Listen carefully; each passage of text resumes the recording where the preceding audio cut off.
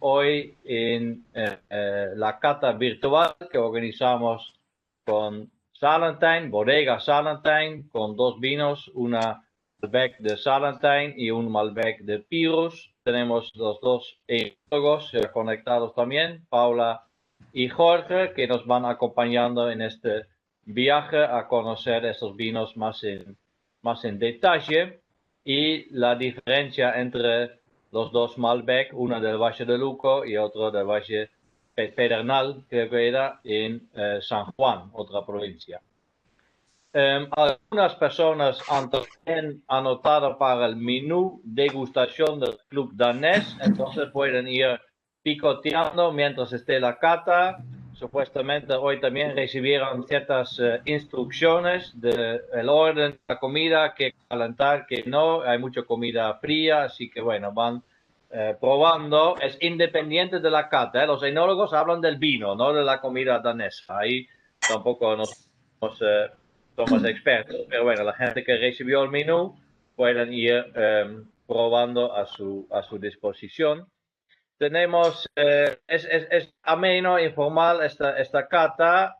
Vamos a compartir una breve presentación y tanto Paula y Jorge se van rotando, comentando sobre la presentación y los vinos. Así que entonces invitar a agradecer a Fabián Hild de Entropy, que nos da la parte técnica hoy, que siempre Entropy nos provee el Webex para este tipo de reuniones.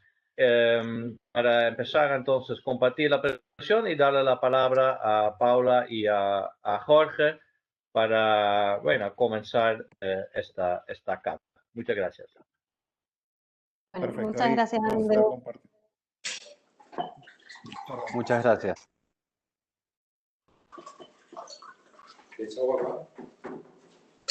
Bueno, buenísimo. Como comentaba André, la idea es que esta charla sea lo más amena, distendida. Es viernes, la idea es relajarnos, poder entender un poquito más de lo que es una degustación, los pasos que implica, y bueno, por supuesto, aquel que está con una comidita también para maridarlo, también está bueno eso. Agradecer también la invitación para poder dar a conocer lo que es Salentijn, lo que es Valle de Uco, lo que es Valle de Pedernal. A muchos quizás en un principio les llamó la atención de tener dos Malbecs, pero a nosotros nos pareció súper interesante para que puedan apreciar las diferencias que hay desde un mismo varietal con dos zonas, dos regiones completamente diferentes. Cómo se expresa la uva con diferentes climas, diferente terroir. Así que bueno, si quieren avanzamos. Primero la idea, antes de entrar en la cata técnica, es contar un poquito de lo que es Argentina, las diferentes regiones vitivinícolas que tenemos. Hemos puesto un par de datos técnicos para que puedan ir leyendo a medida que uno va charlando. Pero bueno, el tema de terroir, nosotros en Argentina siempre hablamos mucho de terroirs. Terroirs, la idea es una combinación de diferentes factores que incluye región, lo que es el suelo, clima y mano de la persona, ¿no? Como las labores que se realizan en el lugar. Por eso se habla mucho de diversidad en toda Argentina. Tenemos, fíjense la extensión que tenemos de 3.800 kilómetros de norte a sur, que eso nos permite tener una gran cantidad de terroirs a lo largo y a lo ancho de toda Argentina, porque tenemos viñedos desde lo que es bien el norte, Jujuy, Salta, hasta Patagonia, y también desde lo que es bien pegado a la precordillera de los Andes, y también hay viñedos en Buenos Aires. Entonces, bueno, fíjense la gran diversidad que tenemos para poder elaborar diferentes estilos de vino. Bueno, eso es lo que les contaba un poco, que esta diferencia es lo que nos permite tener expresiones completamente diferentes en los vinos. Son factores que entran en juego, como es la altitud y la latitud, la presencia de la cordillera de los Andes, la cercanía al mar, la variabilidad de los suelos y los regímenes de precipitaciones. Por supuesto, no es lo mismo el régimen de precipitaciones que tenemos en Buenos Aires, hay viñedos en Buenos Aires, a lo que tenemos en Mendoza, San Juan. Ya vamos a charlar un poquito en detalle sobre eso, pero bueno, son factores que hacen que un vino sea único y distinto. Si querés avanzamos con la próxima. Bueno, Bien, bueno, antes de Argentina. seguir conversando, bueno, también hago extensivo el agradecimiento, saludo a todos. Así que bueno, es un placer estar acá y sobre todo hablar de vinos, que es lo que más nos gusta, y bueno, y sobre todo el lugar donde estamos, que es tan lindo, son lugares tan particulares. Así que bueno, vamos a ir hablando y también estamos abiertos si nos quieren ir interrumpiendo, que hagamos algún hincapié en alguna pregunta, ningún problema. Así que nos pueden ir interrumpiendo sin problema. Bueno, siguiendo a lo que contaba Paula, acá hay unos datos interesantes, son lindos que queríamos compartir con ustedes, que quizás algunos lo sabían, pero bueno, se los comento, que Argentina es el quinto productor mundial. Aquí está, después de los tres grandes europeos y con más historia, que es Italia, Francia, España. Bueno, Estados Unidos está también delante nuestro. Y estamos cerca de las 900 bodegas elaboradoras de vino. Luego, bueno, como dice ahí en diapositiva, somos el séptimo país en superficie cultivada, el décimo exportador mundial, somos el segundo en Sudamérica, detrás de Chile. Somos mucho más nuevos exportadores que Chile, pero bueno, en continuo crecimiento, cada vez más conocido, que es el gran trabajo y desafío de todos estos últimos años. Y, y bueno, en el 2019 las exportaciones cerraron en 800, bueno, un poquito menos de los 1.000 millones de dólares, FOB. Esto, bueno, nos parecía interesante para que entiendan dónde está parada Argentina. Quizás muchos de ustedes lo sabían, pero estaba bueno compartirlo, dónde estamos parados como país. Como verán, estamos dentro del mapa, somos realmente un país productor e importante. Estamos siempre dentro de los 10 y bueno, y eso marca la importancia de nuestro país como elaborador de vino. Jorge, perdón, Seguimos. una Sí, de sí, risa que puede interrumpir. Me sorprende sí, mucho por ver supuesto. Turquía en superficie. ¿Qué vinos Sí, se hacen? No no, sabía que Turquía se hacía vino. sí, no. Turquía aparece ahí, al igual que China también, y no sale como productor también por el tema de la uva en fresco. Hay mucho consumo son productores de uva, entonces por eso aparecen allí, y no no en los primeros 5 como vimos de elaboradoras de vino. Es superficie cultivada de uva. Entonces, China por eso también es tan grande, pero todavía no elabora tanto vino, y lo mismo con Turquía. Ahí se refiere a uva, a superficie plantada en uva. Seguimos. Bueno, acá están algunos datos también que queríamos compartir, que Argentina es el 9º país en consumo mundial de vinos. O sea, la verdad que es interesante el consumo, si bien es verdad que ha bajado mucho el consumo desde la década del 80 hacia ahora, hemos pasado de un consumo de 80 litros per cápita y estamos hoy en día alrededor de 20 litros per cápita. Si bien en el 2020, por un tema hay un debate grande, ¿no? Pero por la pandemia ha habido un incremento también en el consumo de vinos, pero bueno, los números aproximados estaban en 20 litros per cápita. Y para que tengan un dato, Buenos Aires es la segunda ciudad en consumo de vino después de París, en millones de botellas, ahí está representado. 697 París. Segundo consumo mundial. Exacto. Así que, muy Son bien, Buenos Aires. datos que llaman la atención, así que por eso nos pareció interesante compartirlos. Consumo. ¿Y noveno era el número que diré? Noveno país de consumo de Buenos Aires. Ah, Pero no hablemos porque están hablando de eso. Sí, Y seguimos. por eso estamos dentro del top 10 siempre. Argentina, como decía Jorge, es un país que viene creciendo mucho. Cuando quieras, Paula, te paso el slide. Sí, Avanzamos. bueno, y ahí como decía al principio Paula, del tema de la extensión del país de Argentina y todos los lugares que se cultivan, hay 3 regiones, son las más importantes, que tenemos la región norte, que está incluida Jujuy, las provincias de Jujuy, Salta, Tucumán y Catamarca. Luego la Patagonia, que es La Pampa, Buenos Aires, Río Negro y Chubut, y Neuquén, pero no solo es la Patagonia, sino bueno, también el este, Buenos Aires está dentro de ese grupo. Y después la más importante de todo es la zona de Cuyo, que está con las dos provincias más importantes, que es Mendoza y San Juan, pero también se suma La Rioja. Mendoza y San Juan solamente representan el 92% de de todo lo que se cultiva en el país. O sea, de todas estas tres regiones principales, por mucho es la más importante Mendoza y San Juan. Ahí pueden ver ahí también los números con las 188.000 hectáreas y unas escasas 3.000 hectáreas en el sur y 5.000 en el norte.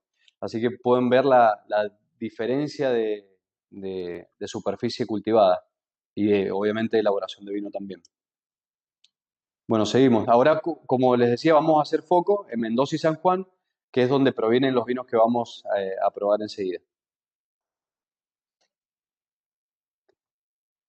Bueno, en este caso, como decía, de la zona de Cuyo, vamos a Mendoza puntualmente, que de lo que yo que entre Mendoza y San Juan hacían el 92% de toda la superficie cultivada y solo Mendoza es el 75%. Así que, como verán, es la provincia más importante en cuanto a superficie, volumen y en todos los términos de todo el país. Ahí, bueno, la ubicación son los 32 grados a los 34, 58. Hay superficies, vamos de las alturas de los 430 metros sobre el nivel del mar a casi los 1.600, 1.700, pero que hoy ya hay algunos lugares más altos, pero son muy pequeños y son pequeños productores que están empezando a cultivar en esas alturas tan extremas. Pero la gran mayoría están dentro de esos 430 a los 1.600 metros, lo que se refiere a Mendoza. Sí, seguimos. Bueno, y ahora para hacer la comparación con lo que contaba Jorge, para ubicarnos en la provincia de San Juan, bueno, acá fíjense la superficie cultivada de 75 bajamos a 16%,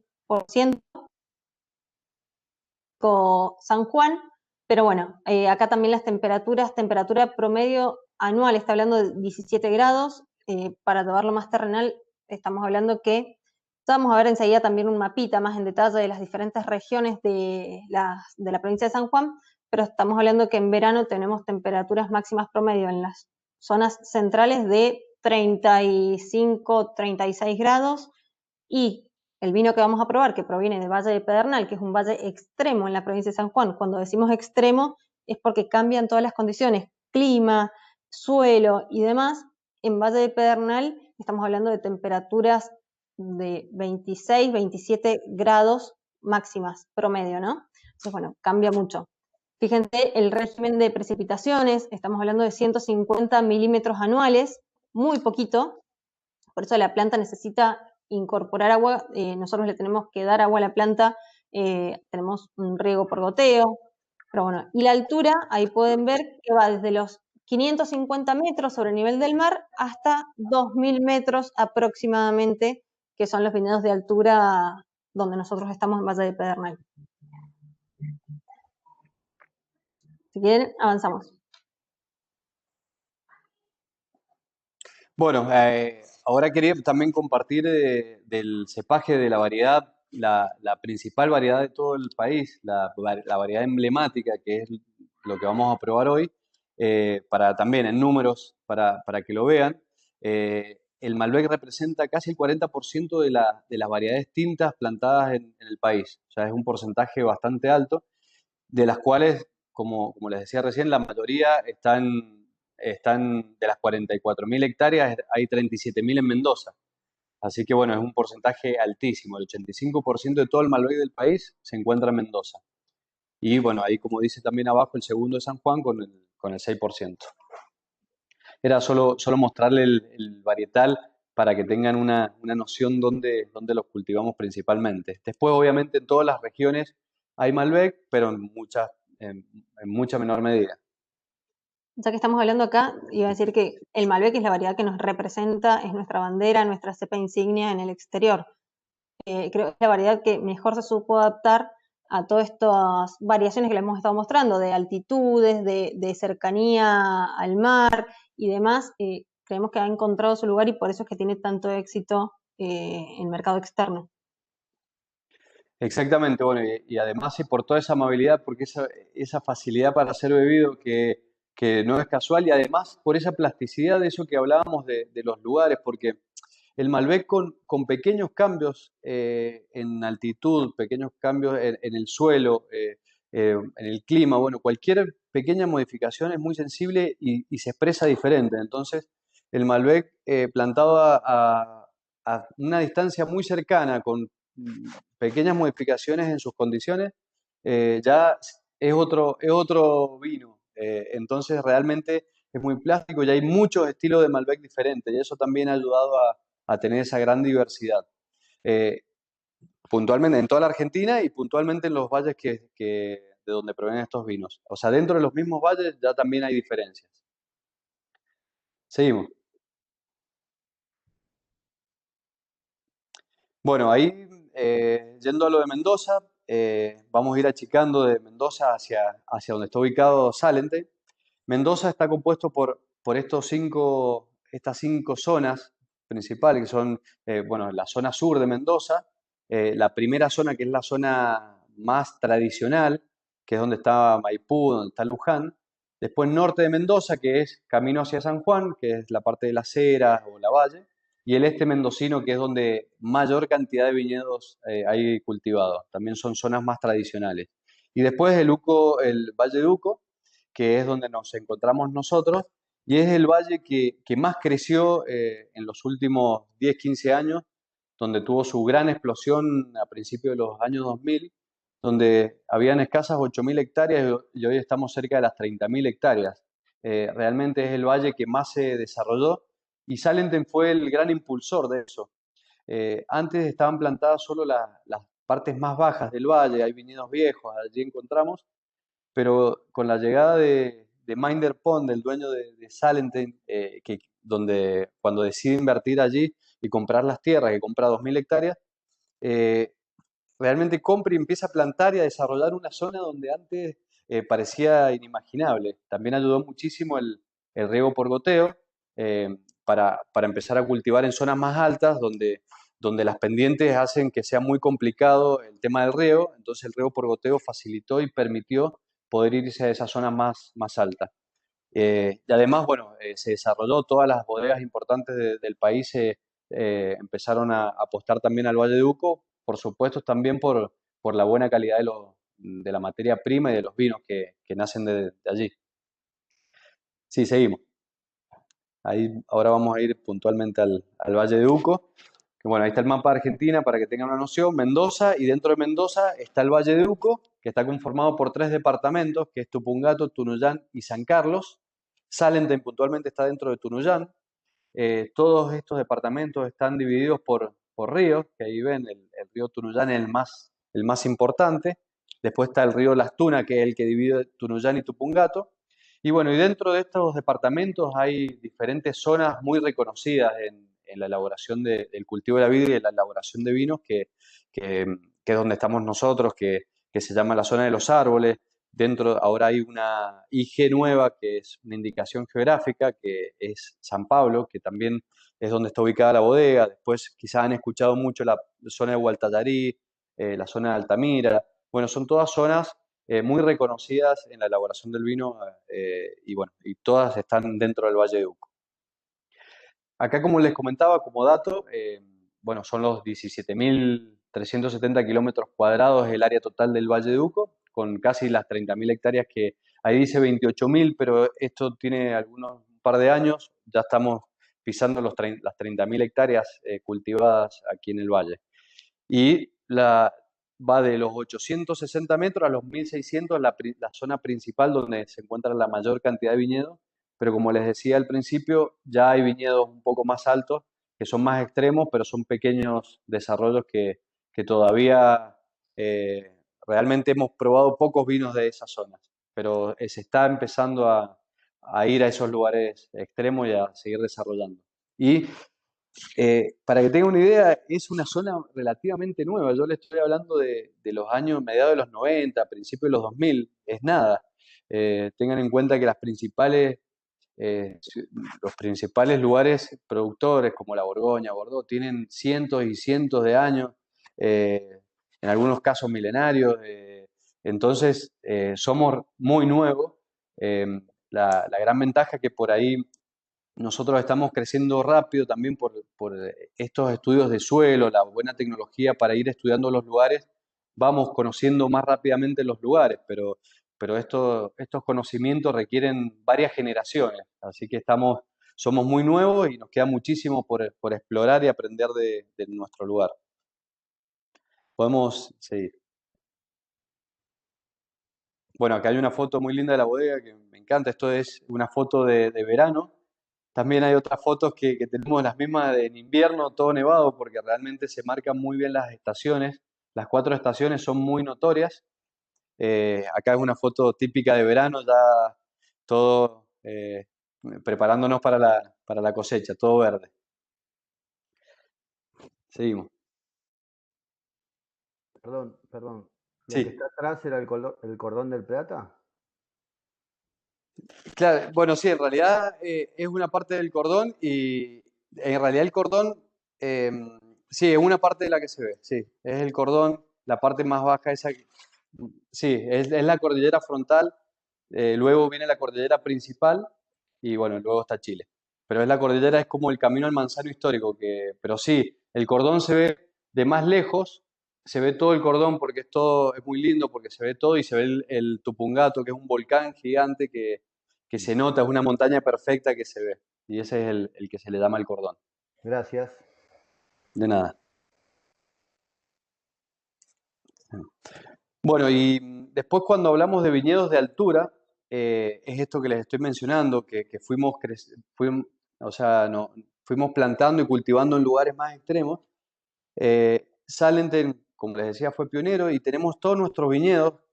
Salenten tiene 2.000 hectáreas de propiedad, pero 900 cultivadas con viñedo, que van desde los 1.050 metros hasta los 1.700 metros sobre el nivel del mar. Acá pueden ver los 3 viñedos más importantes que tenemos allí alrededor de la bodega, que va el Oasis, que es el más grande, y va de los 1.050 a los 1.200, que es el que conoce, es una ruta, que es la ruta 89, una ruta muy famosa donde podemos ver todas las bodegas. Y luego a partir de los 1.200 a los 1.300 es Finca La Pampa, y luego Finca San Pablo es la que tenemos bien arriba, que va de los 1.400 a los 1.700 metros. Cada finca tiene sus características, son microclimas diferentes, con diferentes temperaturas, con diferentes precipitaciones, diferentes niveles de humedad. Y a medida que vamos subiendo, también va disminuyendo la temperatura. Entonces, los cepajes, como le decía recién, como el Malbec, se va comportando muy diferentes de acuerdo al lugar donde está cultivado. Y el de más arriba también no se puede plantar cualquier variedad. Hay que plantar las variedades que se adaptan mejor a las zonas más frías, a las más extremas, como el Pinot Noir, como el Sauvignon Blanc, Chardonnay, que son variedades que maduran antes. Un Cabernet Sauvignon a los 1.500, 1.700 metros sería muy, muy difícil que madure porque es una variedad muy tardía. Entonces, bueno, siempre hay que ir estudiando permanentemente, investigando qué variedad se adapta mejor a cada lugar. Bueno, seguimos acá. Bueno, atrás, la foto que está atrás es el viñedo más alto que tenemos. Como ven, Mendoza es un desierto que llueve muy poquito, pero en este lugar es un clima totalmente diferente. Parece otro lugar, no parece Mendoza. Los regímenes de precipitaciones son casi el triple de lo que es el resto de Mendoza. Mendoza va entre los 200 y los 300. Acá hay más de 500 milímetros al año.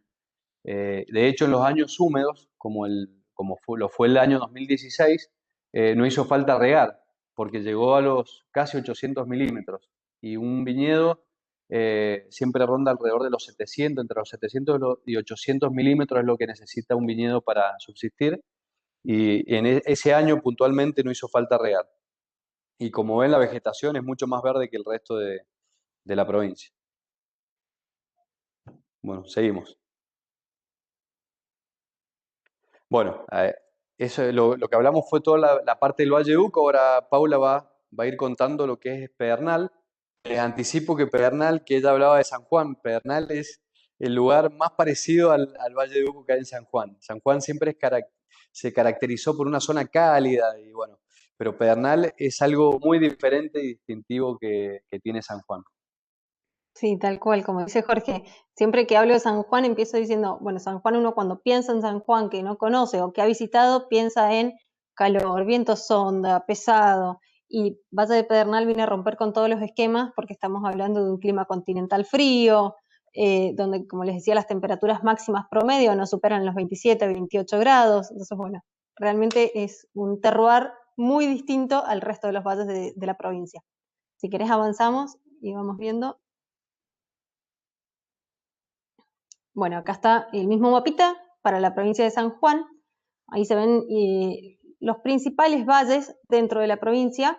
Estamos hablando, el principal valle es el valle de Uyum, donde abarca Tulum y Sonda. Esos son valles que se encuentran entre 500 y 800 metros sobre el nivel del mar.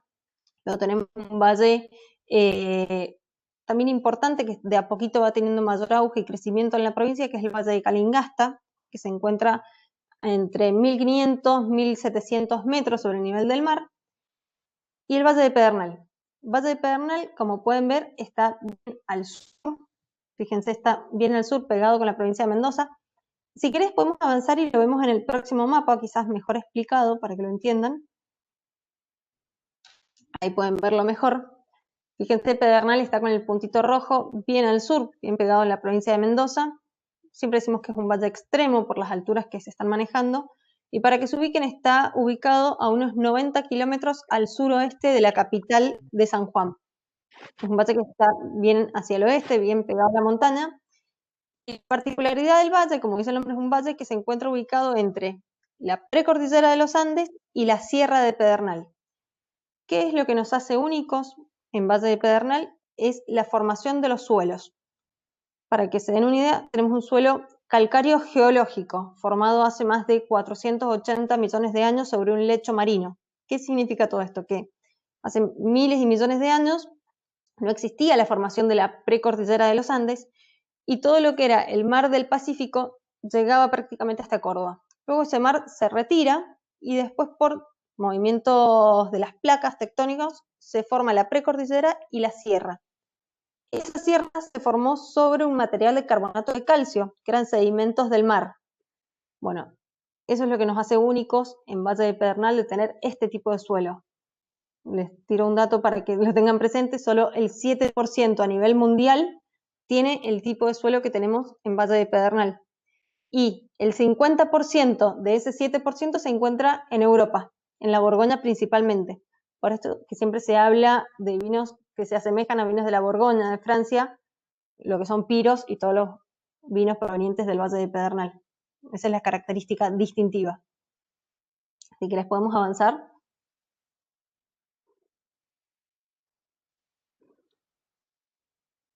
Bueno, ahí he puesto un par de características, el tema de altura que les he estado comentando, de entre 1200 y 1500 metros. Nosotros en Valle de Pedernal tenemos un viñedo que son hoy en día 80 hectáreas cultivadas, el total son 350 hectáreas que se compraron, que realmente fue un visionario, como contaba Jorge, que lo fue Minder Pond en Valle de Uco, bueno, también lo fue en Valle de Pedernal.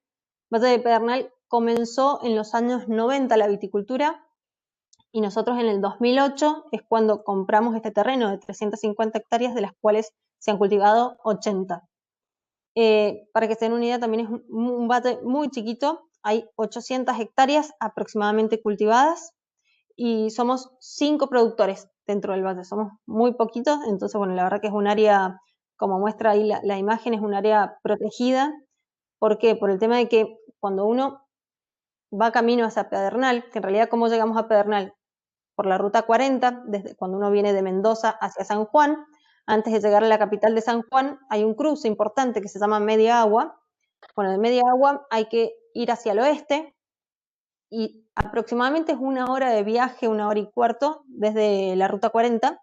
no es que sea una distancia larga, son 50, 60 kilómetros. El tema es que es tan salvaje, tan inhóspito, que el camino para acceder, parte está asfaltado, pero la gran mayoría no, por eso también se dificulta el acceso. Pero bueno, como les decía, esta sierra que tenemos de carbonato de calcio, bueno, hay muchas caleras ahí, de ahí es donde se extrae la mejor cal de toda Argentina. Pero bueno, lo que es Valle de Pedernal es un área protegida, por eso hay una delimitación donde hasta cierto punto se puede entrar para extraer la cal, pero Valle de Pedernal no. Y para que se den una idea de lo que es todo la naturaleza salvaje, inhóspita y el avistaje que hay de estrellas, que es increíble, solo a 40 kilómetros se encuentra el observatorio más importante a nivel mundial, que es el Leoncito, que se encuentra en Calingasta, en Barrial, principalmente tenemos ese observatorio, así que realmente pasar una noche en lo que es Valle de Pedernal es impagable. Si quieren avanzamos. Bueno, como les contaba también, el tema del clima, esto de estar a una altura de 1400, 1500 metros sobre el nivel del mar, hace que bajen las temperaturas.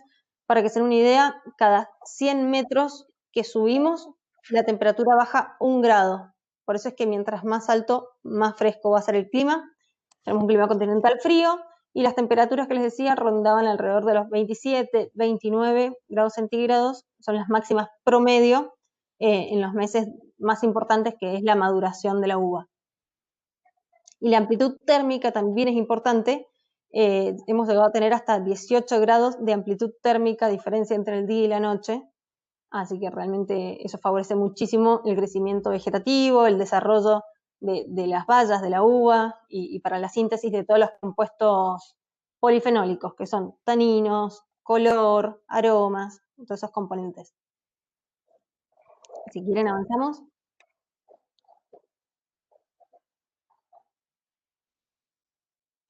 Bueno, acá esta foto que puse es para sintetizar un poco esto que yo les contaba del Valle de Pedernal, que está ubicado entre la precordillera de los Andes y la Sierra de Pedernal. El suelo del valle se ha formado por rocas provenientes tanto de la precordillera como de la sierra. Fue como se fueron solapando las rocas una sobre otra, formando lo que es el sedimento, el suelo del valle. Como el valle es tan chico y las distancias no son tan grandes, nosotros, a diferencia de Valle de Uco, no tenemos grandes ríos que permiten el traslado de las rocas. Las rocas se rompen, la roca madre, y se trasladan hacia la superficie. Por eso es que las rocas, ahí por la foto hemos puesto, para que vean que no son piedras bolas, porque no han sido arrastradas por río grandes distancias, sino que por movimientos eólicos han ido rodando pequeñas distancias y por eso son rocas puntiagudas, son rocas angulosas, no son piedras bolas. Esa es la característica que tenemos en el Valle de Pedernal. Entonces, bueno, vamos a encontrar rocas calcáreas y rocas provenientes de la precordillera como esquistos, rocas volcánicas, basaltos, pedernales también. Por eso el nombre del valle, Pedernal. Es una roca que no es tan fácil encontrar y los pedernales solo se encuentran cuando tenemos rocas calcáreas de origen geológico. Por eso en Valle de Uco no encontramos pedernales, porque el calcario que hay en Valle de Uco es biológico, es por una acción de una bacteria que recubre una roca, a diferencia de Valle de Pedernal, que la roca 100% es carbonato de calcio, por lo que antiguamente había mar en el valle. Exactamente, y aprovecho y comento, en el Valle Uco es todo lo contrario el origen del suelo, es todo por origen aluvial. O sea, cuando se forma la cordillera, que se hace una gran depresión, caen grandes aluviones de agua, tierra y piedras, entonces hay muchísimas piedras y son todas piedras redondas, grandes. También se ven suelos fluviales donde han pasado ríos, entonces todo el origen es aluvial a diferencia de Pedernal. El origen Claro, es totalmente coluvial. diferente. En Pedernal es coluvial, esto que se rompe la roca madre y son pequeñas distancias que recorre la roca. Si quieren avanzamos.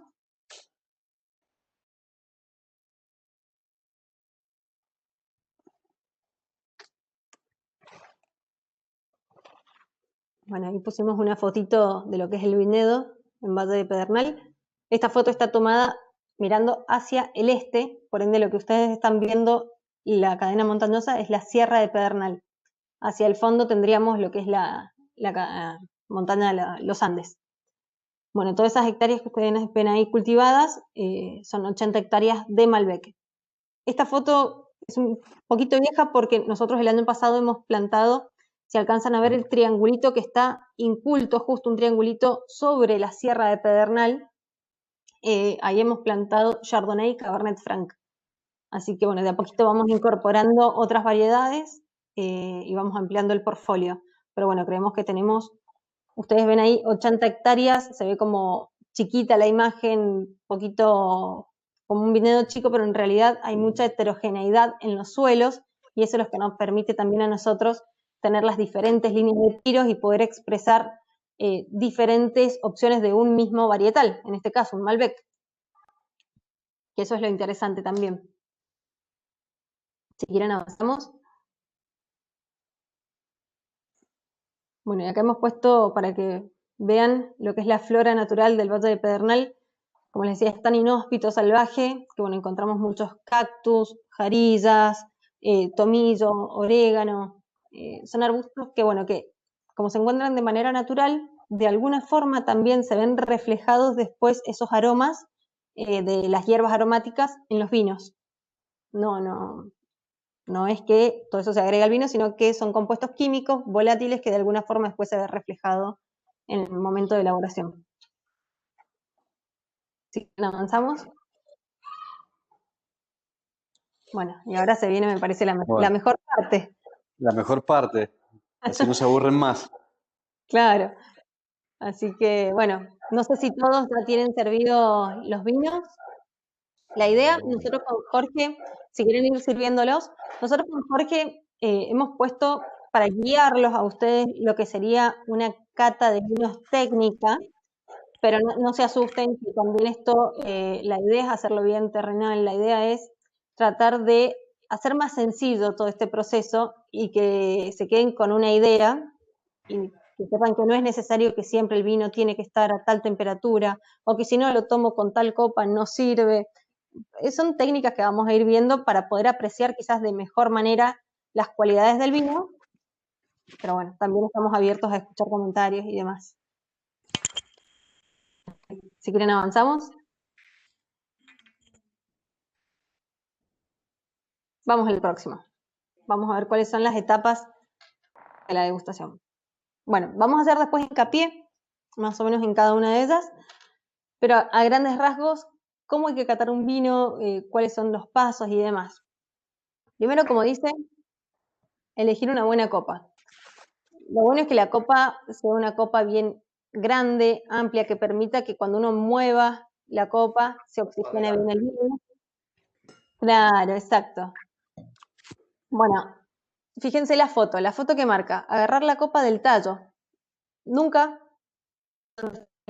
porque de esa forma lo que estoy haciendo es transferirle calor, lo voy a calentar al vino y va a cambiar completamente. Además también se obstruye la visibilidad. La idea es ver el vino, entonces por eso se agarra desde abajo y para mover. Entonces uno lo puede mirar al vino y si uno lo agarra, lo tapa y se calienta, como dice Paula. Entonces, exacto. por eso se agarra del pie o pierna. Hay varios nombres para la parte baja, el pie o la pierna o tallo. Bueno, y son, en simples pasos, son 3 etapas: fase visual, olfativa y gustativa, que es como se divide la cata.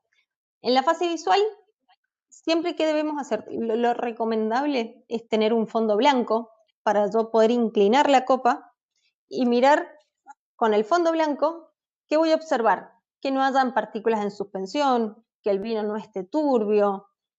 Son esos pequeños detalles que a mí me van a dar un indicio de cómo está el vino. Luego en la fase olfativa lo dividimos en 2 etapas. Primero olemos la copa sin agitarla y luego ya agitamos. ¿Con qué finalidad agitamos la copa? La movemos para incorporar oxígeno. Al incorporar oxígeno hacemos que, a ver, en el vino, perdón, hay muchísimos compuestos volátiles. Nosotros al incorporar oxígeno desprendemos esos componentes aromáticos y nos permiten detectar qué tipos de aromas podemos llegar a encontrar. Eso es bien técnico, pero bueno, todo lo vamos a ver enseguida también en detalle. Y luego tenemos la fase gustativa. En la fase gustativa, ¿qué vamos a encontrar? Que el vino esté equilibrado, que no me moleste el alcohol, que no se despegue la acidez. Eso por ahí decimos que no tenga aristas, que sea un vino redondo. A ver si encontramos también los aromas que encontramos en nariz, que podían ser de frutas, notas herbales, si también lo percibimos en boca. Entonces, bueno, la idea es pasar el vino por toda la boca. En la lengua tenemos papilas gustativas en diferentes sectores, por eso también es importante pasar el vino por toda la lengua, la boca, las encías, y bueno, y luego tragarlo. Y después lo que podemos observar es qué tanta persistencia tiene el vino una vez que nosotros lo tragamos. Si es un vino que lo tragamos y quizás desapareció, como si hubiéramos tomado agua, o quizás es un vino persistente, con muchas caudalías, lo que se llama. Esos son pequeños tips que nosotros tenemos que ir viendo a la hora de catar un vino, si lo queremos hacer técnico. Si quieren, avanzamos. Bueno, y lo que hablaba recién de la parte visual, eso es, bueno, mirar eso como les explicaba, si el vino está brillante, si las tonalidades son, qué tonalidades tiene, también nos da un gran indicio de la edad del vino. Ahí pueden ver en la fotito, en la foto, cómo es el caso de los blancos, cómo van de ese amarillo pálido, de tonos verdosos, se va yendo al anaranjado, ese amarillo bien fuerte, primero es un dorado y luego termina en ahí como en un color ladrillo al final. Eso es, a medida que va envejeciendo, se van modificando los colores. Y en el caso del tinto, lo mismo. O sea, generalmente los vinos jóvenes son con colores muy vivos, con tonalidades violáceas o púrpuras violáceas, y a medida que va evolucionando se va a los naranjas o a los tejas. Eso también, como les digo, nos da un indicio de la edad del vino. Luego, hay que ver si es brillante o si es turbio, porque también puede haber algún problema en la botella, que hubo una fermentación en la botella, algún problema. Eso también puede aparecer alguna turbidez. Pero bueno, y también ver la intensidad. Generalmente los vinos que provienen de las zonas donde hemos estado hablando son vinos con una gran intensidad, los vinos tintos, con mucho color. Pero bueno, siempre hablamos que en el proceso de la degustación el color es como de los tres es el menos importante. O sea, uno ve la tonalidad, ve que esté limpio, que sea un color atractivo, y luego pasamos al olfativo. Es como que lo vamos pasando más rápido, a no ser algún vino viejo que queramos ver cómo ha ido evolucionando el color. Algo, ahí Sí, acoto, sí. cuando hacemos la cata, si quieren ver la intensidad del color que tiene el vino, una forma es hacerlo con el fondo blanco, inclinamos la copa y tratamos de pasar el dedo por abajo de la copa y vemos si se refleja el dedo, si lo vemos. Eso podría ser un indicio de qué tan intenso sea el color del vino.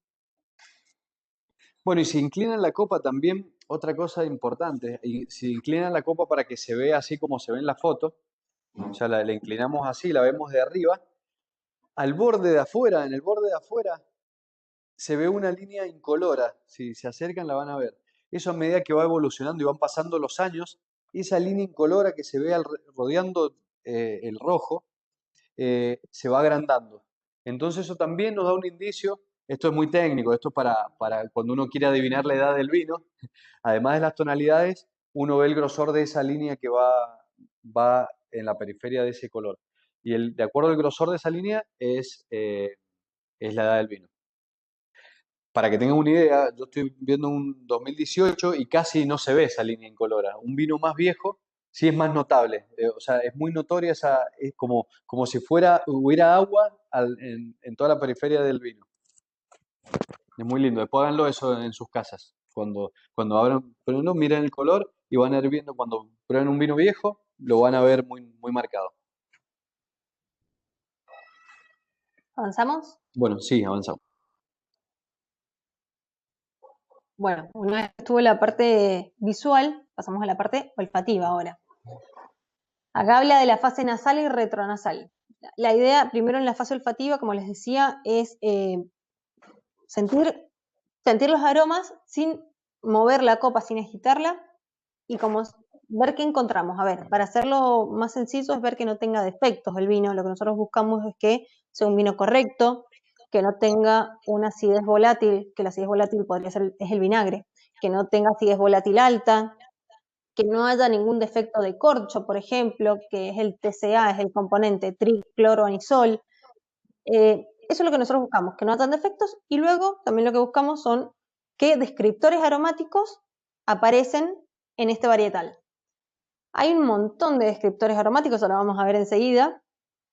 Generalmente hay variedades que tienden a tener ciertos componentes aromáticos en su elaboración, y otras variedades, por ejemplo, el Malbec siempre lo relacionamos a lo que es las flores, las violetas en Valle de Uco, pero lo que es el Valle de Pedernal, en el Malbec nosotros encontramos mucha fruta roja y también aparecen esas hierbas aromáticas que yo les decía, de jarilla, tomillo, orégano. Por eso es muy importante también de dónde proviene la uva para entender qué tenemos que buscar o qué podemos llegar a encontrar. Si ustedes van haciendo la cata comparativa de ambos Malbecs, van a ver que son perfiles completamente diferentes hablando de una misma variedad. Entonces, bueno, en la fase olfativa, como les decía, tenemos diferentes aromas primarios, secundarios y terciarios. Los aromas primarios son los que se relacionan con la materia prima, los aromas característicos que va a tener cada variedad, como les decía. El Malbec, estas violetas o las frutas rojas, Cabernet tiene mucho pimienta. Lo que es aromas secundarios son los de elaboración, son ésteres compuestos volátiles que se van a ir formando según la temperatura que uno fermente el vino y demás.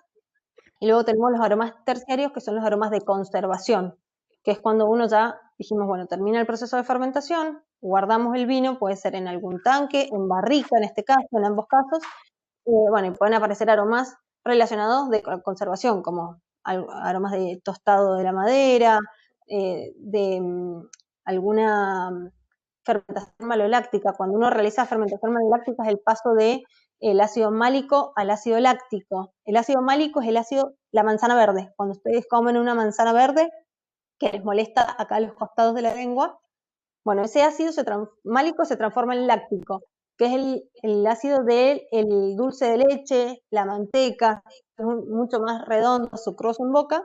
Bueno, fíjense esa diferencia. Eso también lo podemos llegar a encontrar en el vino.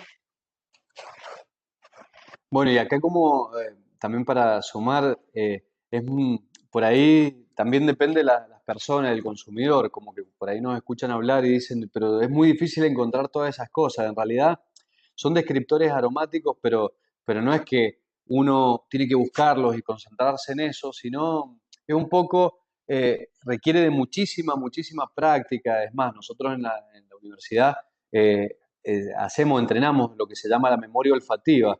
eh, Olemos muchas esencias para ir recordando, porque es muy difícil, esa es la parte más, esta de la parte de degustación de describir un vino desde la parte aromática es realmente la más difícil, porque generalmente sentimos aromas que nos recuerdan algo, pero no sabemos a qué. Eh, es muy difícil esa memoria olfativa entrenarla. Por ahí cuando uno le dicen, tiene olor a cereza, y uno dice, sí, era cereza, pero esa es la parte difícil y que hay que ir entrenando, entrenando, y no queda otra que, nada, de entrenarlo, de gustar mucho, y bueno, y no solo con los vinos, sino también hasta cuando uno va caminando y siente el olor a las flores, y tratar de ir memorizando cada aroma a qué nos recuerda. Se habla mucho cuando uno habla de un vino que dice, me recuerda hasta, eh, esa memoria nos lleva a la casa de los abuelos, a una planta, una flor, y eso es lo más lindo. En realidad, en las degustaciones hay que dejarse como llevar, no es que hay que ir buscando algo, sino que el vino exprese algo y que nosotros lo percibamos. Pero nunca se asusten si les cuesta, porque realmente es una cosa que nos cuesta a todos, es muy difícil, es la parte más difícil, como les digo, de la degustación, el tema de ir describiendo aromas. Así que es entrenamiento y mucho. En mi caso puntual siempre tengo la costumbre cada vez que voy a la verdulería o algo que compro frutas y demás, como que siempre olerlo antes de comerlo, porque bueno, es la memoria olfativa que hay que entrenarlo permanente. Sí, ¿Avanzamos? y Sí. Perdón, Jorge, te corté. No, sé sí, si- avanzamos más adelante. Les quería comentar algo, pero se los comento enseguida. Bueno, acá un poco de lo que contaba Pablo de los diferentes aromas, que están los aromas primarios, secundarios y terciarios. Los primarios generalmente están asociados a la fruta, que es son aromas frutales, florales, pero está todo muy asociado a la materia prima, la uva en sí. Entonces, bueno, la fruta cítrico, floral, generalmente cuando decimos el Malbec, que tiene ciruela o tiene, bueno, estamos hablando de aromas primarios. Luego los aromas secundarios, que para que tengan una idea, eso es lo que les comentaba, yogur, crema, mantequilla, también eh, en los espumantes, en los champanos, los espumantes aparece mucho el aroma al pan tostado, eso es muy clásico de los espumantes y esos son aromas secundarios que provienen de las mismas levaduras y de la fermentación. Y luego los terciarios, que son eh, el tema de la crianza, que pueden aparecer diferentes aromas, como en la crianza de barrica, los ahumados, el chocolate, nuez, bueno, todo eso son aromas bueno, no los quiero marear más con aromas, pero bueno, se dividen así, y estamos hablando de algo internacional, o sea, en todos lados se dividen de esa manera para unificar. A ver, a ver si estaba acá la rueda. Creo que después vienen Pasemos los aromas terciarios. sí, que es lo que hablamos, la nuez, Ajá. miel. Si querés, Ujú. avanzamos la próxima. Pasemos. Claro, esta, la rueda de aromas, que se diseñó para unificar, digamos, la manera de escribir un aroma, y ir haciendo grupos y familias. Entonces se hizo esta rueda de aromas, que es de la OIB, que es para todo el mundo, para que hablen, digamos, el mismo vocabulario. Eh, Hay una experiencia que le quería comentar recién, que nosotros en el 2010 hicimos un departamento de investigación y desarrollo para ir justamente estudiando los diferentes perfiles del Malbec a diferentes altitudes. ¿Qué aromas habían? Porque los notábamos diferentes, pero no sabíamos bien por qué. Pensábamos que era la altura el principal, la, digamos, la principal variable. Entonces contactamos a unos especialistas de Chile que se dedican al tema aromático y con un espectrofotómetro ellos lo que hacen es como la muestra de vino la separan en todas las partículas químicas que tienen aromas. Es como que al vino lo descomponen en diferentes aromas y lo pasan por el espectro y vamos sintiendo el olor que hacen como una corrida y se llama una olfatometría. La verdad que fue una experiencia muy linda porque uno se concentra y le van abriendo el vino y uno siente, yo me acuerdo que me concentraba y sentía olor a ciruela, por ejemplo. Entonces yo voy yo digo ciruela, entonces ellos anotan que en el segundo, a los 15 segundos yo sentí ciruela, entonces lo van anotando. Y después esa misma práctica la hace una compañera mía, hace lo mismo y después comparan y realmente se ve que nosotros ciertas percepciones las describimos diferentes. Por ejemplo, yo decía ciruela y ella decía mermelada de ciruela. O sea que el aroma que sentíamos era el mismo, pero nosotros lo describimos diferente. Entonces, bueno, y de allí vimos cómo, y también unificamos nuestro vocabulario, justo de una compañera de trabajo. Entonces está bueno porque ya sabemos de qué estamos hablando. Por ejemplo, con José Galante, que es el director de enología de mi jefe, eh, él habla por ahí de tocino y yo digo cárnico, y nos referimos al mismo aroma, ya porque nos conocemos hace 10 años, y él está hablando del tocino y yo hablo del cárnico, que me recuerda así como a carnes ahumadas, y nada, lo describimos diferente un mismo aroma. Eso se usa muy bueno. Y esta rueda de aroma un poco es para unificar este vocabulario, si no sería imposible. Y Que para todos ir son dividiendo. ¿Cómo? que así todos son un montón de componentes que están en la rueda. Exactamente, y todos tienen un porqué de estar ahí. Son todos compuestos químicos, tienen un origen, entonces unos son ésteres, otros son otro compuesto diferente, entonces, bueno, se van agrupando y son aromas que se encuentran en el vino en pequeñas proporciones que también se encuentra, por ejemplo, el pimiento verde, que son las piracinas, que son aromas que se encuentran en grandes concentraciones en el pimiento verde. Entonces, cuando nosotros olemos el vino, nos recuerda al pimiento verde, pero obviamente que nos han hecho muchas preguntas. A mí me lo han hecho a lo largo de mi carrera, me han dicho en degustaciones, me han dicho, pero ¿cómo? ¿Ha estado en contacto el vino con una ciruela? ¿O por qué tiene aroma? Y bueno, son los mismos compuestos en diferentes concentraciones, entonces al olerlo nos recuerda a la ciruela, pero obviamente jamás estuvieron en contacto entre sí. Sí, a mí me han preguntado en qué momento de la elaboración se le agrega la Se le agregan banana, las esencias. la ananá, claro, pero no, Sí, muchachos, pero acá bueno. no se agrega nada, son todos compuestos volátiles, aromas precursores aromáticos que están presentes, que con diferentes temperaturas de fermentación, levaduras que ayudan a revelar estos compuestos, hace que aparezcan en diferentes umbrales de percepción, como decía Jorge. Bien, bueno, sigamos. Bueno, y la fase gustativa, acá lo que nosotros, una vez que ya buscamos en nariz los aromas y demás, en boca, ¿qué vamos a ver? Si aparecen estos mismos aromas que nosotros habíamos encontrado. ¿Cuál es el cuerpo del vino? Nosotros cuando decimos cuerpo es la persistencia que tiene, qué tanta estructura tiene. Si es un vino que lo probamos y realmente pasa como agua, o es un vino que tiene un peso, que tiene cierta presencia en boca. Por eso hablamos de la longitud y la intensidad. Esto de las caudalías que yo les decía, una vez las caudalías es el tiempo que pasa, que podemos llegar a contar, más o menos expresado en segundos, la persistencia del vino una vez que ya lo tragamos. Entonces decimos, bueno, es un vino que tiene 7 caudalías, 7 segundos, la verdad que es un buen vino. Bueno, son parámetros, ¿no? Y el tema del balance, que sea un vino armónico, redondo, si yo lo pruebo, que no me moleste la acidez, que no me moleste los taninos, que no sea áspero, que no sea astringente. Eso, es una armonía y un conjunto de todo que es lo que tenemos que buscar cuando uno lo prueba. Hicimos la fotito de la lengua para que sepan más o menos cómo están dispersas las papilas gustativas en toda la lengua. Fíjense, lo dulce siempre lo vamos a sentir en la punta de la lengua, lo ácido es lo que vamos a encontrar más en los costados de la lengua hacia atrás y lo salado en el costado de la lengua adelante, y el amargo siempre lo sentimos al final.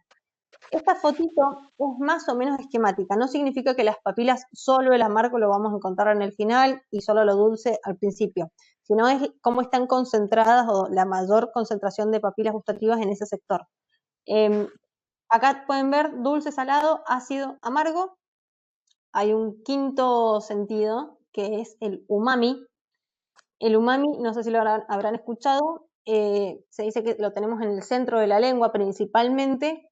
El umami nos puede recordar al caldo de carne, caldo de verduras, ese tipo de aromas. Bueno, todavía no es que está en estudio, ya se definió, pero bueno, es difícil decir esto tiene un gusto a umami.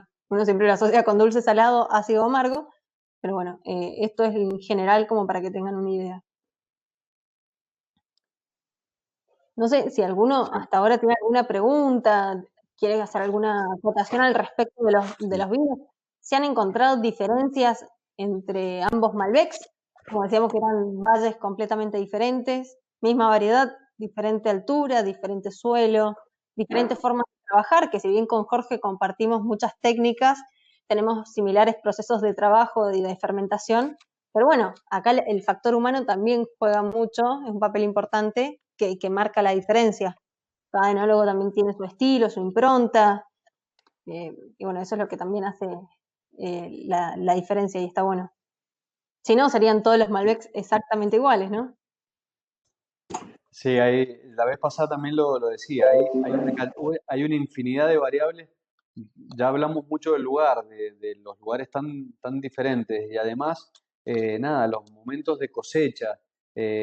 Cosechar hoy no es lo mismo que cosechar dentro de 2 días. Entonces esas decisiones van cambiando los perfiles de los vinos, lo que se siente en la nariz de una fruta fresca, bueno, hablando técnicamente, va pasando a fruta más madura.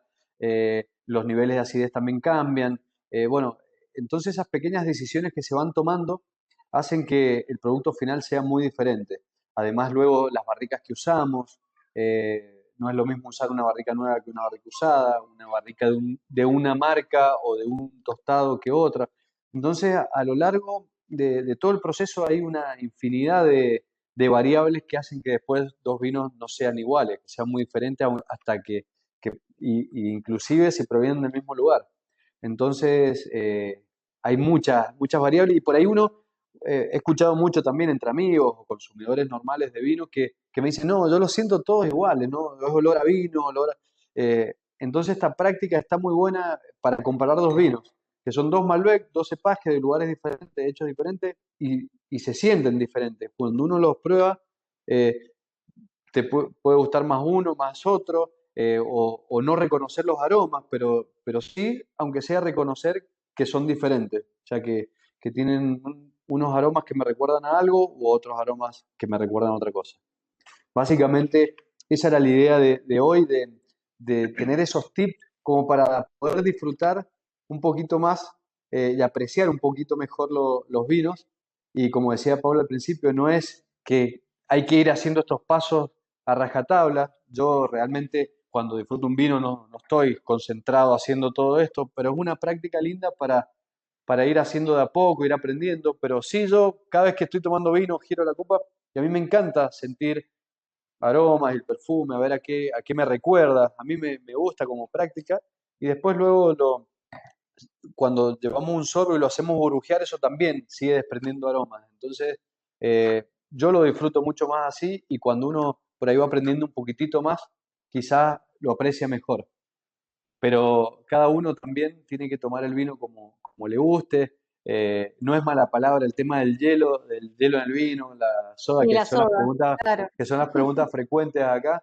En realidad, es una pena que nosotros decimos porque por ahí se pierden muchas cualidades del vino. Cuando uno le agrega un chorro de soda o se derrite el hielo, todo eso bueno que tiene se diluye. Entonces, no se puede apreciar tal como es.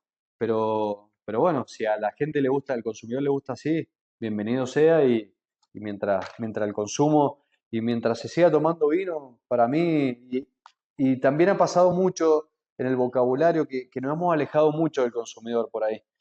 Se ha hablado mucho de esto técnico o de los sommeliers por ahí han hablado demasiado técnico y también he escuchado mucho de que hay gente que hasta le da miedo tomar un vino de alta gama porque no sabe si lo va a apreciar como debe. Y bueno, hay que perder ese miedo, y hay que probar, degustar y bueno, y ir también haciéndonos de qué es lo que nos gusta a nosotros, porque el tema de la degustación es muy subjetivo. O sea, hay 1000 variables también, el horario, qué estamos comiendo, el estado de ánimo, las personas. Entonces también es muy subjetivo y esto está bueno para ir practicando y ir viendo qué es lo que nos gusta a nosotros, qué varietal. Después está muy bueno esta misma práctica entre dos varietales, entre un Malbec y un Cabernet de una misma línea, como para ver qué aromas tiene uno, qué aromas tiene el otro. Y bueno, ir aprendiendo un poquito más, eso lo va a llevar a disfrutarlo más al vino, sin duda. No sé el resto de la audiencia, pero bueno, voy a abrir. Probando los dos, me resulta el Salentine como más redondo, más suave por ahí, el Pyrrhus más pronunciado, me queda más tiempo, haga más tiempo el Pyrrhus que el Salentine. También Salentine es un vino que tomamos más seguido que el Pyrrhus, es la primera vez que lo tomo. Pero bueno, eso es lo que siento. No sé si alguien que están presentes y probando quiere aportar algo o cómo les resultó los vinos. Ya Tengo fue la, como un empate. tengo la misma opinión, más o menos. Yo siento al Piros con mucha más presencia de roble. Y Ah, bien. al Salentine lo siento como especiado, más especies. Pará, estoy dibujando un poco, no soy tan. No tengo No, no, ese no, pero paladar que tranquilo. ustedes. Eso es un poco lo que yo Y les el quería de decir, que, ustedes, y el de que Salentine se animen. lo siento con menos presencia de roble y como más dulce, si me querés, más como frutal. Esa es la sensación. Pero los dos están terribles, me gustaron todos. Buenísimo. ahí Bueno, quería- está Ahora, que eso, hayas encontrado diferencias entre uno y otro, que era lo que tratábamos nosotros de contarles, que son dos vinos No se completamente siente la diferentes. diferencia. Sí, se siente la diferencia. Sí. Sí, ahí sí, les quería hacer una consulta. sí. Sí, Ustedes decían que, bueno, que el vino va a depender mucho de los suelos donde estén sembradas las vides, ¿no? Y qué tipos qué alturas, eh, qué, qué tipo de estepa sea, qué plantas o qué aromáticas están por la zona. Pero tal vez hay ciertos tonos, digamos, gustos eh, que se les pueden, no es que ustedes le van a agregar un aromatizante, sino tal vez las barricas, o sea, le agregan de alguna forma también un cambio o un aroma nuevo, ¿no? A cada vino, ¿no? A cada partida tal vez. Entonces, sí, tal vez ustedes desde las bodegas pueden dirigir eh, hacia dónde va un vino una vez que ya lo llevan a las barricas, ¿no? Es donde le pueden cambiar alguna tonalidad, algo que lo puedan hacer mejor en cuanto a los olores o a las sensaciones en boca. sí. Exactamente, son los estilos, que el estilo uno puede marcar el rumbo, pero mucho antes de ese momento que comentabas de la barrica, mucho antes en el viñedo, porque, por ejemplo, la aspiracina, eso que yo hablaba, que es ese compuesto que se encuentra mucho en el Cabernet Sauvignon, que recuerda al pimiento verde, que es el especiado ese, es muy, muy común y es el más fácil de encontrar. El pimiento, esas piracinas en el viñedo cambian mucho rotundamente de acuerdo a la luz del sol. O sea, si tiene más luz, van bajando las piracinas, con más sombra aumentan. Entonces, ¿qué se hace? Si yo quiero un Cabernet Sauvignon que no tenga tanta concentración de piracinas, que no sea tan verde, hago deshojes, que entre más la luz en el viñedo. Entonces ya uno va marcando un poco el perfil de lo que uno quiere. Y luego también a la hora de elaborarlos, los vinos, la fermentación, uno puede también ir viendo si quiere más extracción o menos, moviéndolo menos o más, maceraciones más largas, o sea, en más contacto con las pieles o menos. Entonces uno ya va como diseñando un poco el vino, además de todo lo que traemos del viñedo, ¿no es cierto? Uno va diseñando el vino y después con las barricas que uno elige, como decías vos, de los tostados, de cuánta madera nueva, cuánta usada, qué tipo de tostados más suaves, más fuertes. Entonces, que es un poco lo que decía recién, que es la cantidad de variables que hay para ir definiendo un vino. Pero sí, el estilo, ya las bodegas van marcando un estilo, entonces ya por todo el conocimiento y a lo que apuntamos, uno ya va tomando esas decisiones de forma por ahí más sistemática y no tan... en las barricas, nosotros ya trabajamos con ciertas tonelerías, con ciertos tostados que sabemos que se dan bien, que nos gustan, entonces no son cambios radicales, vamos en una dirección. Bien, gracias. De nada. Ahí sumo el tema de la barrica, el tema, estos tostados que mencionaba Jorge. Si una barrica tiene un tostado fuerte, lo que voy a estar cediendo al vino son aromas a café, torrefacto, ahumado. En cambio, mientras más leve es el tostado que se le realizó a la barrica, nada, son aromas más neutrales y lo que hace es aportar taninos para dar esta redondez al vino durante el lapso que lo tengamos conservando en la barrica. Sí es. Tengo algunas preguntas o algunas observaciones. Yo soy Nick Borg, ¿qué tal? Gracias por la explicación, muy interesante. Gracias. En cuanto a los dos vinos, el Salentine, vamos a decir, 30 segundos después de haberlo tomado, en mi boca deja un sentido como picazón, mientras que el Pyros no lo tiene. No sé si esto se llama pimiento, pero para mí el Pyros termina mejor en la boca que el Salentine. Esto sobre los vinos.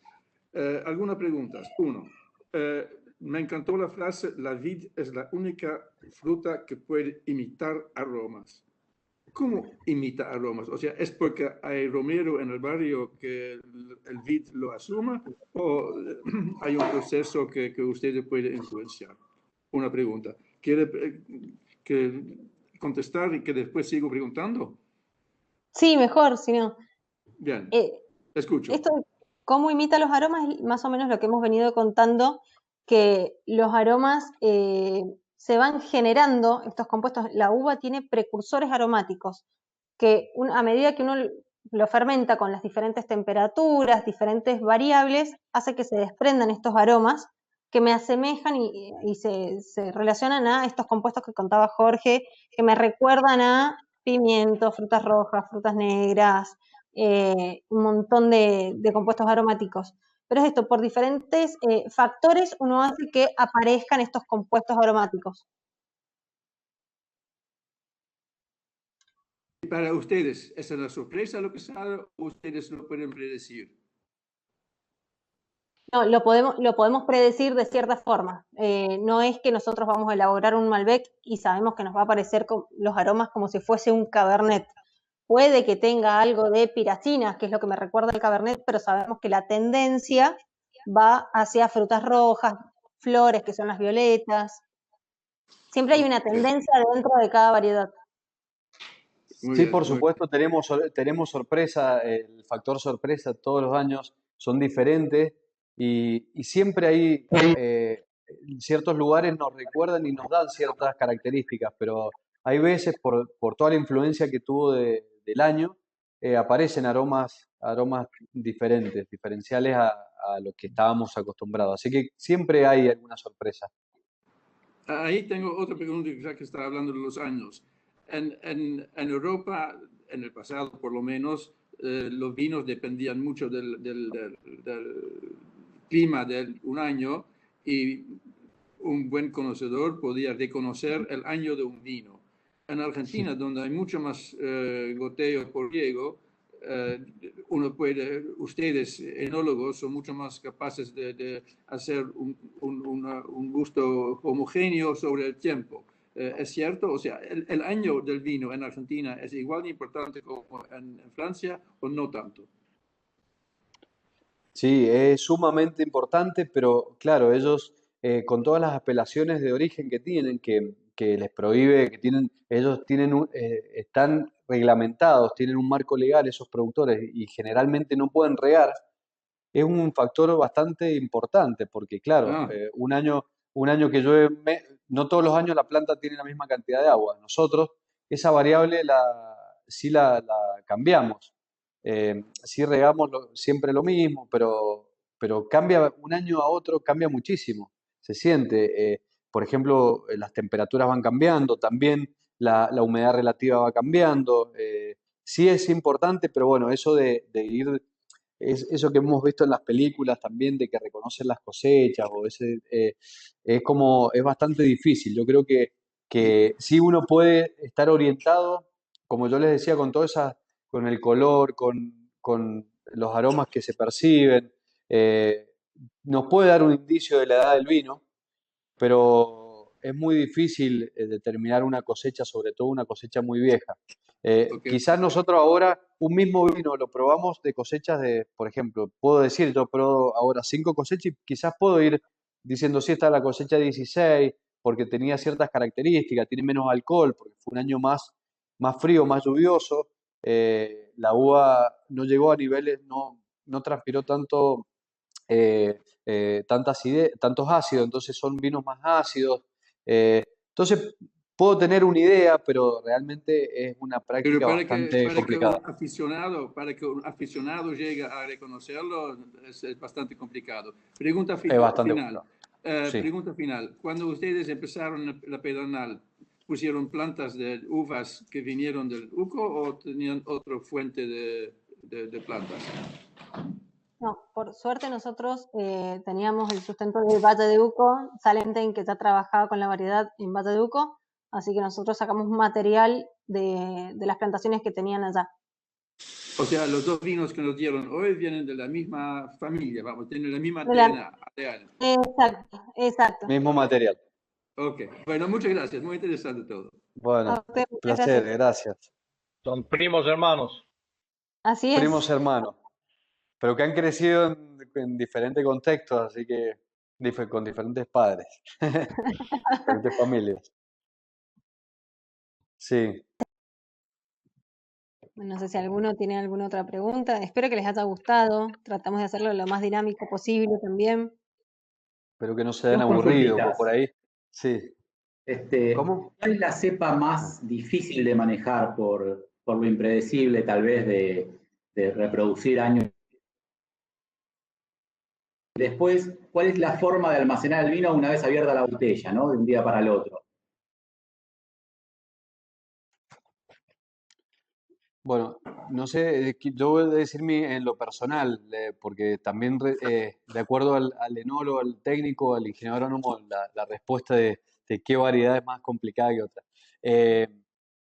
El Pinot Noir es una variedad que a mí me encanta elaborarla todo, pero la verdad que es muy sensible en todo su proceso. Es muy difícil cultivarla porque es una variedad muy sensible a la podredumbre, por ejemplo, porque es un racimo chiquitito y apretado, entonces con pocos niveles de acidez, de humedad, se pudre, lo agarra la botrytis, que se llama, que es un hongo muy típico del agua, y se pudre fácilmente. Entonces hay que hacer mucho trabajo de que no se toquen los racimos, de deshojes para que haya buena ventilación, pero a su vez también no se puede deshojar mucho porque tiene una piel muy delgadita que es muy sensible a la insolación, entonces es muy difícil trabajarla, pero cuando se trabaja bien el viñedo, después se elabora con mucho cuidado en la bodega, tenemos exponentes vinos increíbles. Entonces, pero es un desafío todos los años, el Pinot Noir es un gran desafío todos los años.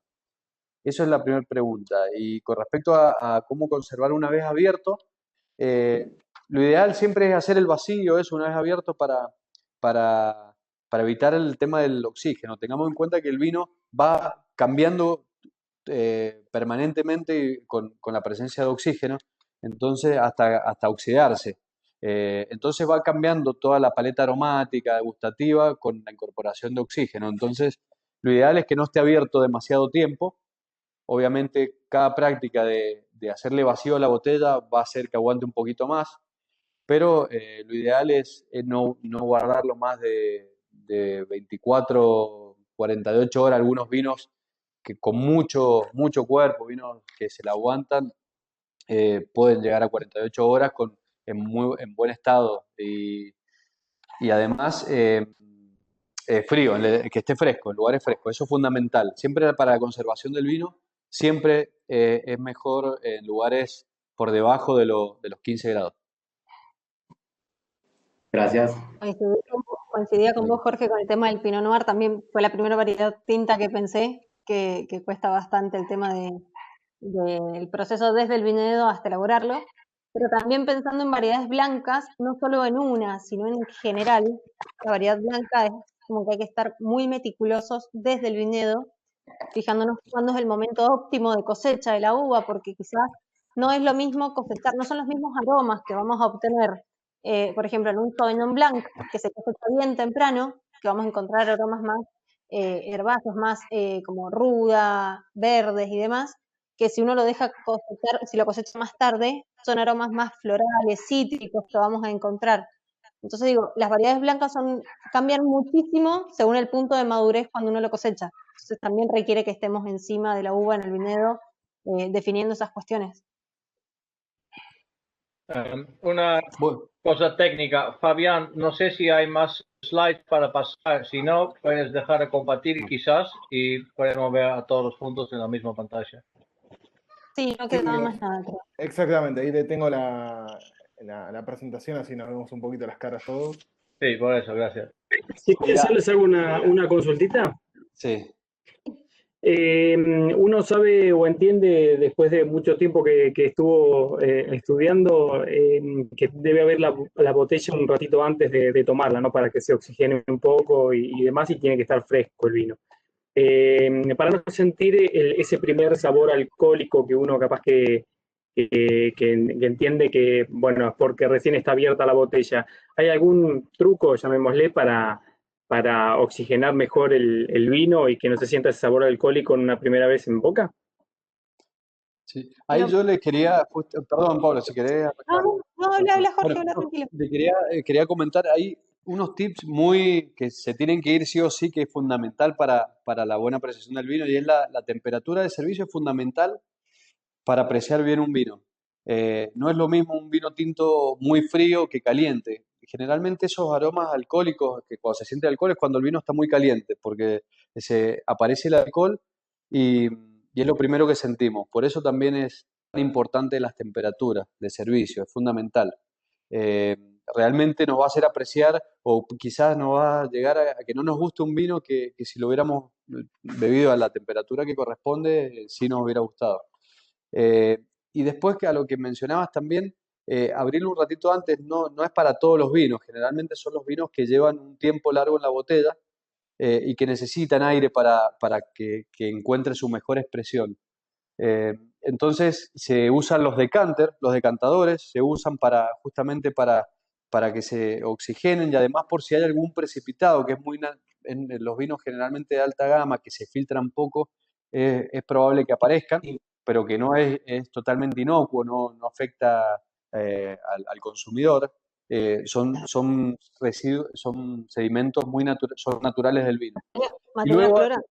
materia colorante, fundamentalmente. Y además existe también un tubo que se llama el tubo Venturi, que uno lo pone, que lo que hace es chupar aire. Uno cuando lo va sirviendo, chupa aire y se va oxigenando más rápido. Entonces directamente uno sirve de la botella a la copa con esa, y si no, abrirlo directamente un rato antes. Pero no es para todos los vinos, generalmente, como te digo, es para los vinos que llevan un cierto tiempo en la botella, para vinos por ahí de alta gama. Por ahí vinos que se beben jóvenes o de alta rotación, que son explosiones de fruta, son para abrir y tomarlos inmediatamente sin problema. Como decía Muy Jorge, bien, es muchas fundamental gracias. el tema de la temperatura. En mi caso, siempre en el caso de los tintos, prefiero, si tengo que elegir, que esté más bien frío y no caliente. Entonces me doy la posibilidad de servirlo y dejar que se vaya calentando en la copa y también ir descubriendo los aromas que van apareciendo a medida que se va calentando. Preferible que todo esté alcohólico y caliente. Si está muy frío, se puede calentar con la mano directamente hasta que llegue la temperatura. Se calienta un poquito hasta que llega. Un tinto a 16 grados, a mí me gusta servirlo y está bien. Pero bueno, yo tampoco es que le estoy mirando la temperatura, no se la mido. Eso, quizá al principio sí, hasta que uno ya se da cuenta tocando la botella la temperatura correcta. Pero sí, ténganlo en cuenta siempre. Y también el hecho de no servir mucho en la copa también, porque también se va calentando mucho el vino. Y el tema de servirla un tercio hasta el ecuador, que se llama, generalmente es la parte más ancha, es para moverse y cuando la movemos se hace esa lámina y que también se oxigena mejor. Entonces aparecen esos aromas volátiles que hablamos recién. Consulto. Una En cosita. el caso perdón. Perdón, dale. Sí. ¿En qué variaciones hace el vino cuando uno lo deja añejar, digamos? ¿Qué le sucede al vino? ¿Se pone más ácido, menos ácido? ¿Toma más gusto al corcho? Si el corcho es de tipo vegetal. ¿Qué variaciones le va generando ese añejado? Obviamente siempre pensando en que lo dejamos añejar en la botella, ¿no? En donde viene ya envasado. Bien, hay que pensar que no todos los vinos están pensados para la guarda. Muchas veces se hacen vinos desde la bodega pensando en consumo masivo, en consumo anual. ¿Me perdí? ¿O me siguen? Ah, no, sí, me escuchan. Sí. Ahí está. Digo, hay muchos vinos que se hacen pensados para el consumo rápido anual y otros sí pensados para la guarda. El tema de conservar el vino en botella, lo que nos ayuda es a terminar de redondear todos estos taninos, estas aristas que hablábamos, quizás que la acidez se desprenda un poquito, que los taninos que todavía esté muy astringente, muy áspero en boca. Bueno, este paso por botella ayuda a redondear todos estos compuestos. El tapón, el hecho de que sea tapón natural, permite una microoxigenación muy pequeña, permite el paso de oxígeno y ese oxígeno ayuda. Son todas reacciones químicas que se generan dentro de la botella con el vino. Este oxígeno reacciona con los taninos, que es lo que me da la astringencia, y con los antocianos, que el antociano es el color, y eso genera un compuesto más estable, más redondito. Bueno, son diferentes compuestos que se van generando a medida que pasa el tiempo y uno deja el vino en botella. Por supuesto que también hay que considerar los factores externos, que la botella no es lo mismo que yo la tenga guardada en la cocina, al lado del fuego, cuando uno está cocinando todos los días, a que realmente lo tenga en un lugar medio oscuro, acostada, para que el tapón esté siempre en contacto con el vino y que no se reseque. Bueno, son un par de factores que también hay que tener en cuenta si uno decide conservar, añejar un vino en casa. ¿Y cuáles son las uvas o los varietales o los vinos que ustedes recomiendan que se puede pasar por un paso digamos, llevar por un paso de añejado? ¿Sí? Por ejemplo, el Pyros vino cosecha 2017, por ejemplo. Y se nota es una diferencia, y quería yo ver sentir la diferencia con el Salentain que vino cosecha 2019, ¿sí? Entonces, digamos, a igual resguardo, ¿no? Siempre preparando que sea correcto, ¿sí?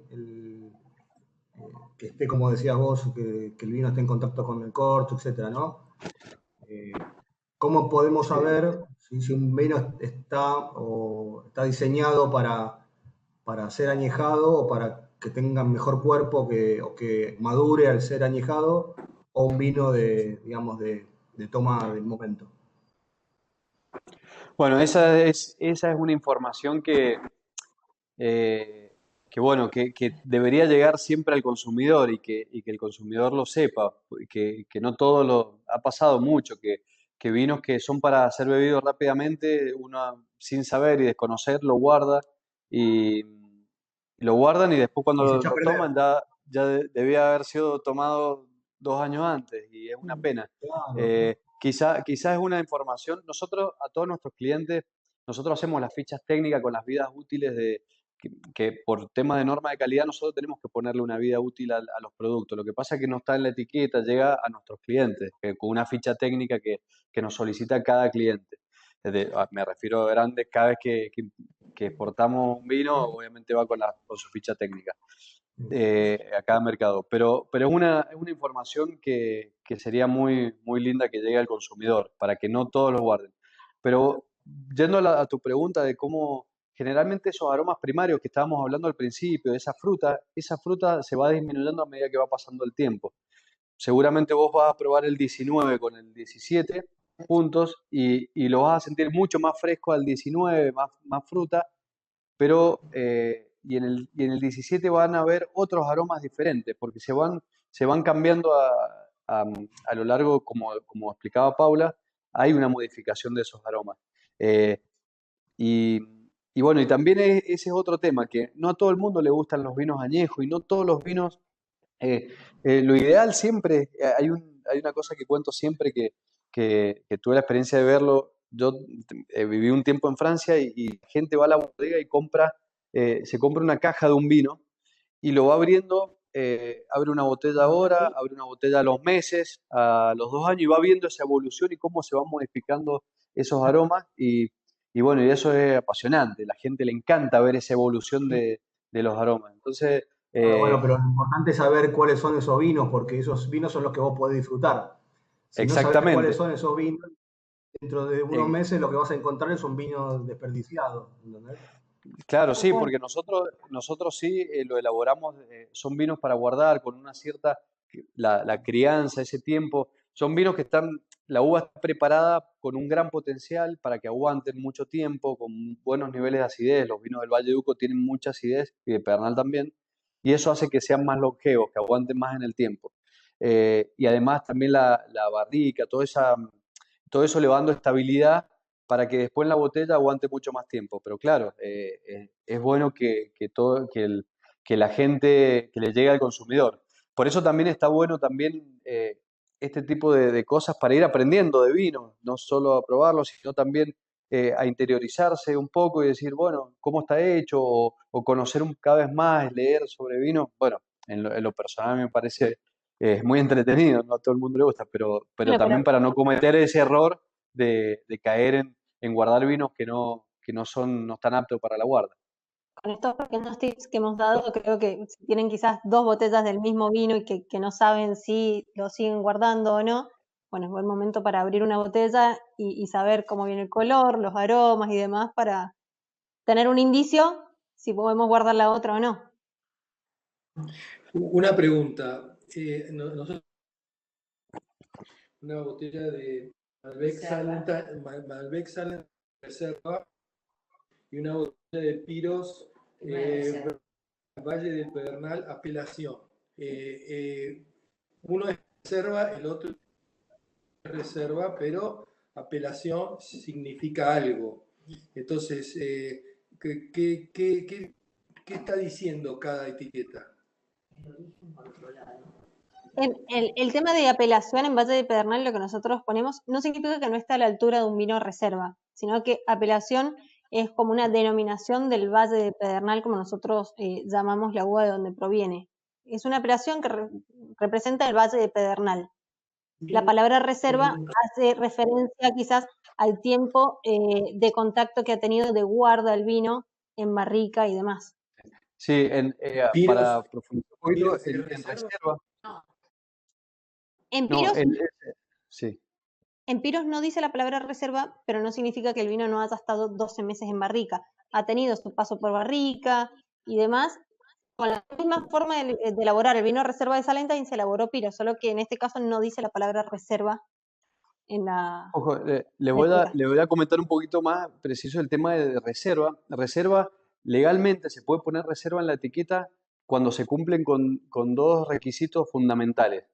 Uno es el rendimiento. Uno necesita 135 kilos de uva para hacer 100 litros de vino. Ese nivel de, no menos cantidad de uva para hacer los 100 litros de vino. O lo mismo, 1 kilo 350 para hacer 1 litro de vino. Hay que cumplir y justificar ese rendimiento para reserva. 1,40 o 1 kilo, o sea, 1 kilo 400 o 140 kilos para 100 litros, en el caso del gran reserva. Y además tiene que estar 12 meses en la bodega antes de salir al mercado, sin importar dónde se fue la crianza, si en barrica, en acero inoxidable, en botella, pero tiene que estar 12 meses en bodega antes de salir al mercado. Es por eso que no se puede poner reserva los vinos que van a Europa, porque esa es la legislación argentina. Entonces, que son esos 2 requisitos, son el rendimiento y además los 12 meses, en el caso de los tintos, y el caso de los blancos son 6 meses. Entonces, los vinos que van a Europa, por ejemplo, nosotros le llamamos, que yo estoy tomando un vino que es Barrel Selection, no es reserva, porque ya entra en juego otra legislación, porque en España, por ejemplo, para un reserva o un gran reserva, sí está netamente ligado al tiempo que pasó por barrica. Entonces, la palabra reserva, para que lo sepan, es eso, es un rendimiento justificado, que eso indica también es un tema cualitativo, porque quiere decir que necesité más uva, se prensó menos, se trató mejor para obtener una cierta cantidad de litros, que quizás en un varietal o un vino que no llega a ser reserva, se prensó mucho más, entonces cualitativamente es de menor calidad, digamos, es menor. Y lo que le digo, el tema del tiempo que pasa en la bodega antes de salir. Eso es lo de la etiqueta de reserva. ¿Puedo preguntar algo? ¿No de qué? ¿Qué son Sí. los sulfitos en el vino? Los sulfitos. Paula, te dejo. Bueno, sulfitos. Después comentar. Dale. Sulfitos es anhidrido sulfuroso. Es un componente que se adiciona durante el proceso de elaboración, en diferentes etapas del proceso de elaboración, que el anhidrido sulfuroso tiene diferentes cualidades, o sea, una de ellas es antioxidante, me ayuda a conservar, a eliminar ciertos microorganismos indeseados también. Entonces, bueno, eso son los sulfitos. Bien, sí, y los sulfitos, cuando dice contiene sulfito, es un alérgeno. Entonces, siempre nosotros en Salentine estamos trabajando mucho. Comenzamos con el Pinot Noir, pero ahora lo estamos llevando a otras variedades para disminuir esos sulfitos.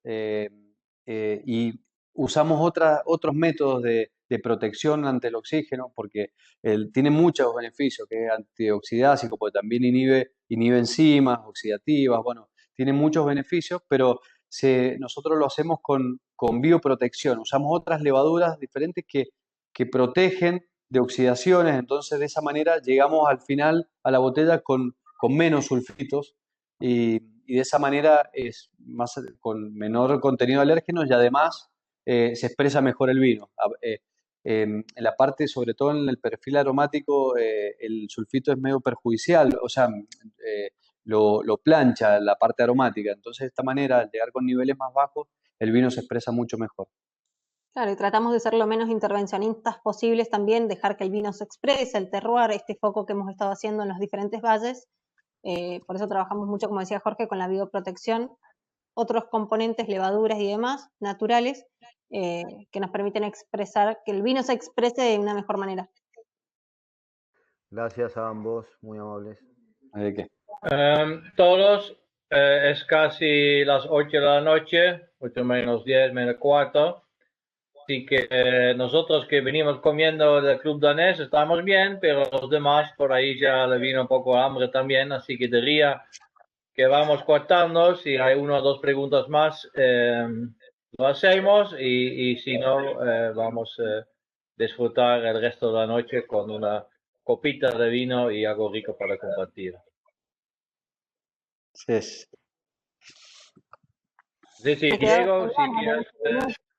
Diego, si quieres decir algo como presidente de la Cámara. Estás en mute, Diego. No, que me encantó el vino, realmente. Y comiendo, la pasamos fantástico. Espero que ustedes la hayan pasado bien y gracias a todos por participar. Muy bien. Muchas gracias. Y muchas gracias a Paula y Jorge y a Salantine y Epirus por compartir los vinos con nosotros y a Entropy para la parte tecnológica. Muchas gracias a todos. Buenas noches. Bueno, muchas gracias. Gracias, hasta luego. Gracias, Jorge y Paula. Gracias a todos. Hasta luego. Hasta luego. Gracias. Hasta luego. Adiós.